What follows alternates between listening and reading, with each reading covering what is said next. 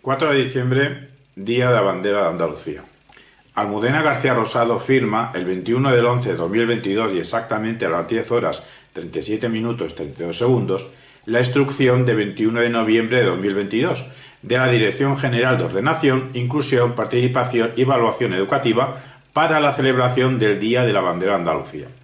Una instrucción de la Consejería de Desarrollo Educativo y Formación Profesional de la Junta de Andalucía.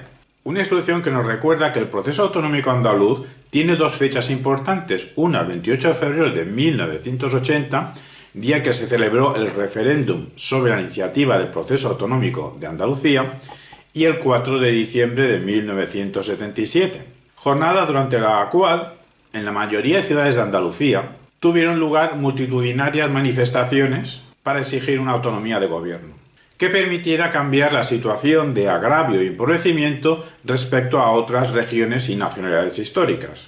La estimación fue que más de 2 millones de personas salieron a la calle, portando banderas verde y blancas, pero no porque fueran del Betis, con mensajes que vinculaban la consecución de la autonomía con la solución de los problemas sufridos por la sociedad andaluza. La instrucción de 21 de noviembre de 2022 nos dice que el Estatuto de Autonomía de Andalucía, aprobado el 20 de octubre de 1981, define a Andalucía como una nacionalidad histórica que se constituye en comunidad autónoma dentro de la unidad de España, con bandera, escudo e himno propios. Su bandera será la formada por 3 franjas horizontales, verde, blanca y verde, de igual anchura, tal y como se aprobó en la Asamblea Ronda de 1918. Adoptando la insignia propuesta por Blas Infante a partir de elementos de la historia y de la cultura andaluzas. La instrucción también nos recuerda que el Estatuto establece en su artículo 10.3 tercero el afianzamiento de la conciencia de la entidad y de la cultura andaluza, y en su artículo 10.3 24 la salvaguarda, conocimiento y difusión de la historia de la lucha del pueblo andaluz por sus derechos y libertades. Así, mediante el acuerdo del 8 de noviembre, el Consejo de Gobierno aprueba el Decreto 541/2022, de 8 de noviembre, por el que se declara oficialmente el 4 de diciembre Día de la Bandera de Andalucía. Y esta instrucción dicta dos cosas. Primero, la conmemoración del Día de la Bandera de Andalucía en los centros docentes andaluces, y segundo, la inclusión de la conmemoración del Día de la Bandera de Andalucía en la planificación de las actividades del centro. En este sentido, pretendo contextualizar, darle un marco a este Día de la Bandera de Andalucía, invitando a la reflexión precisamente sobre el Día de la Bandera de Andalucía, para recordar lo que pasó el 4 de diciembre de 1977 en Andalucía. ¿Y qué pasaba entonces en Andalucía? Pues que era una región del recién Reino de España, desde el 22 de noviembre de 1975, en el que es proclamado rey de España Juan Carlos I. Nótese que este documento de la instrucción de 21 de noviembre de 2022 se acepta que la composición de España en diciembre de 1977 estaba constituida por regiones y por nacionalidades históricas. Nótese que la instrucción de 21 de noviembre de 2022 nos recuerda lo escrito en el Estatuto de Autonomía de Andalucía, donde se especifica que la bandera de Andalucía es 3 franjas, verde, blanca y verde, tal y como se aprobó en la Asamblea de Ronda de 1918, según la propuesta de Blas Infante, recogiendo elementos históricos y culturales de Andalucía. Pues bien, entonces tenemos que preguntarnos quién fue Blas Infante y qué elementos fueron esos históricos y culturales de Andalucía. A Blas Infante Pérez le nacieron el 5 de julio de 1885 en Casares y le mataron el 11 de agosto de 1936 en Sevilla. Nos vamos a basar en los datos del Museo de Autonomía de Andalucía para decir que fue un político, un escritor, un intelectual, notario, que impulsó la autonomía política andaluza con un discurso regeneracionista, solidario con el resto de pueblos de España y abierto a la humanidad.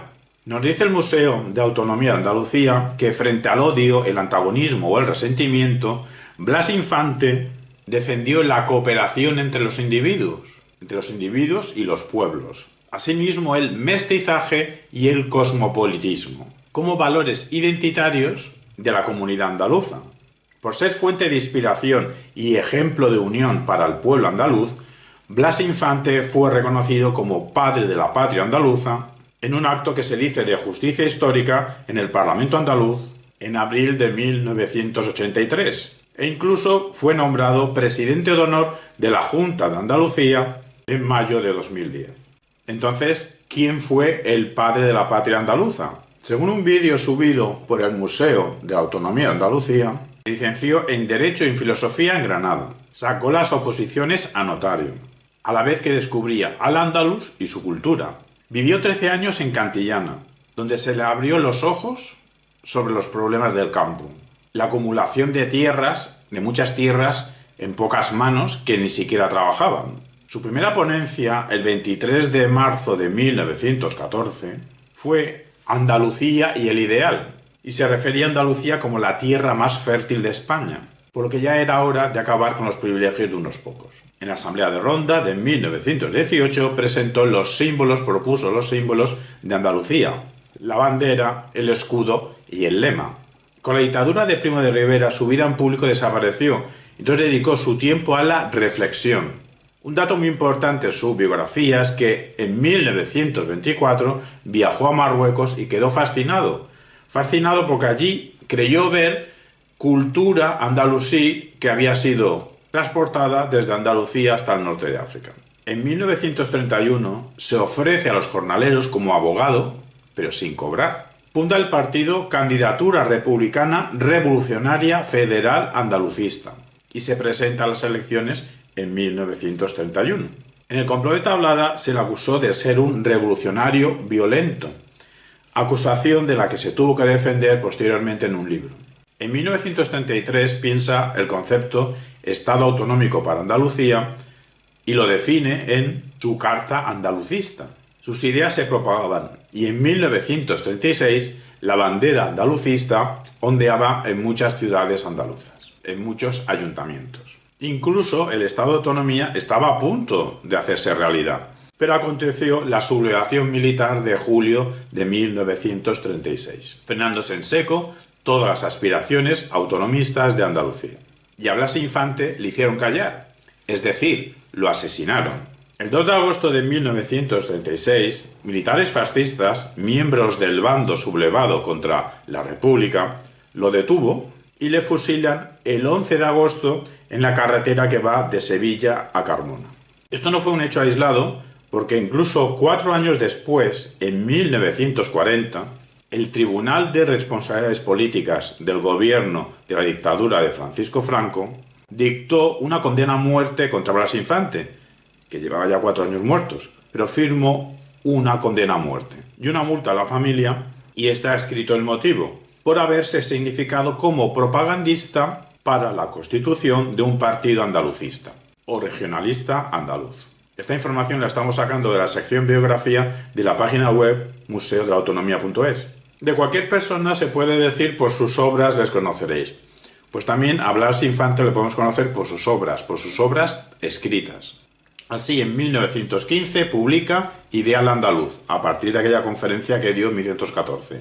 Y lo subtitula Varios estudios acerca del renacimiento de Andalucía. 1919 publica La Sociedad de Naciones, donde tras el desastre de la Gran Guerra de 1914-1918, defiende una ordenación política del mundo, democrática, republicana y universalista, donde quepa el proyecto andalucista.